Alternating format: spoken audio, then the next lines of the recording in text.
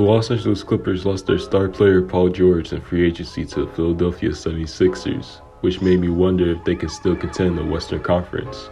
They still have Kawhi Leonard and James Harden, who are two of the top players in the NBA, but losing Paul George is a big deal since he is one of the best two-way players that can score efficiently and get stops on the defensive end.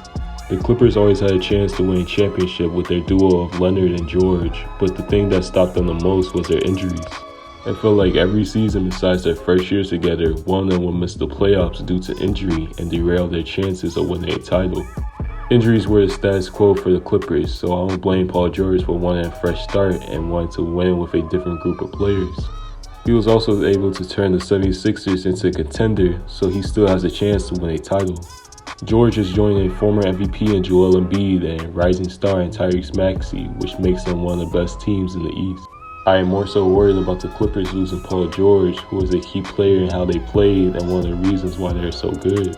This caused Los Angeles to pivot, signing good role players like Derrick Jones Jr., Nicholas Batum, and Chris Dunn. This isn't a bad idea because now they are able to have a variety of options of how they want to run their lineup, allowing them to match up well with a lot of teams since they don't have one specific rotation they trust. I really like them signing Derrick Jones Jr. and Nicholas Batum, who both played exceptionally well in the playoffs last season.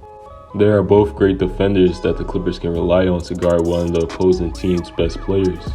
They both bring something different to the Clippers' offense as well, with Batum being a great three-point shooter, and Jones Jr.'s athleticism allows him to make tough buckets in the paint. I believe that the Clippers will be able to make the playoffs as long as Kawhi Leonard and James Harden stay healthy during the regular season, but they will still have to go against elite teams in the Western Conference to get to that goal. Even though I like the players they got in free agency, in my opinion, it's not enough for the Clippers to be seen as a contender in the West. It probably would have been better for their team if they were able to sign and trade Paul George rather than let him walk in free agency. This will have allowed them to acquire some draft picks in return, which is something that are lacking from them trading the majority of their draft capital to Oklahoma City Thunder to obtain Paul George back in 2019. The Clippers got used the draft picks to trade for a player that's good enough to lessen the loss of losing George in free agency. This is one of the reasons why I was hoping they could get a player like Klay Thompson, but he decided to go play with the Dallas Mavericks. I also thought DeMar DeRozan would be a good pickup for their team. However, he wouldn't sign with the Sacramento Kings instead. One thing that they were able to take away from this is that they were able to re-sign Kawhi Leonard, with him signing a contract extension with the Clippers last season. Although they aren't as much of a threat in the West as they used to be, I do like their approach to try to build a team around Kawhi Leonard by signing role players that fit well with his playstyle.